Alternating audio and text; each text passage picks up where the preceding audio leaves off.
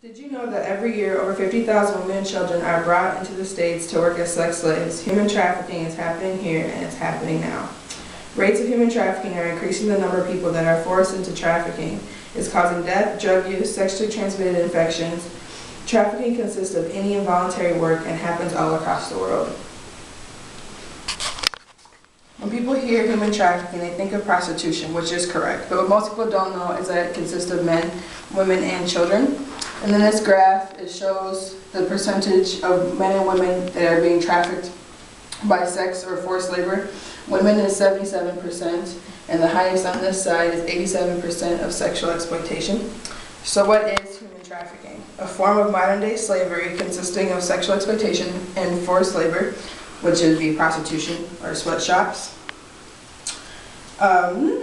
Although both sound similar, there's a difference. Sexual exploitation is committing sexual acts, and forced labor is hard labor or getting paid very little. Human trafficking is the second largest criminal industry in the world, and Russia has the highest number of women that get trafficked globally.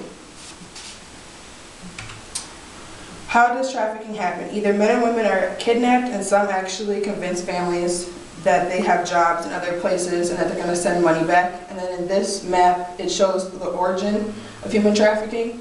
And the very high part is Europe and Asia. And then the high part, which is the yellow, is Central America, South America, and then some parts of the Middle East. And then you have the medium, the low, the very low, and then the white is the not reported areas. And then as you can see, the United States and Canada is in the low side of it.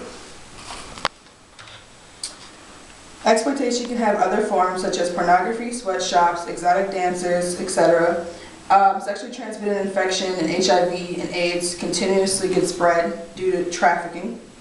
The most common victims are refugees, runaways, and other displaced people in society, such as homeless people and people who use drugs and other stuff like this. And then this just explains the acts and means and purpose of trafficking. So the acts of it is recruitment, harboring, transport, and transfer. The means is through threat or use of force, abduction, fraud, abuse of power and deception. And the purpose is exploitation, prostitution, slavery, removal of organs, sweatshops, forced labor, and sexual desires. So acts plus means plus purpose equals trafficking.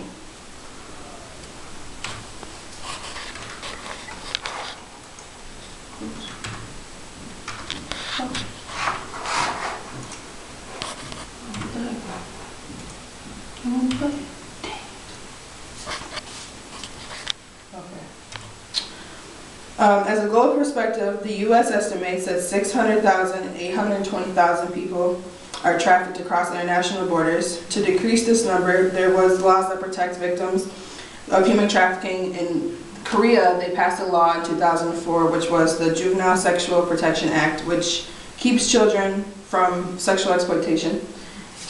A major program in the U.S. is called the Polaris Project. The Polaris Project is one of the largest anti-trafficking organizations in U.S. and Japan. The program was founded in 2004 by Catherine Chung. Polaris Project believes in a world without slavery. They also provide social services and house victims. Every day, the rates of human trafficking are dramatically increasing, and we're losing people to this epidemic. Combating human trafficking is a difficult task that doesn't happen overnight. However, bringing awareness can make a difference. Save a life and make a difference, and bring awareness and set women, men, and children free.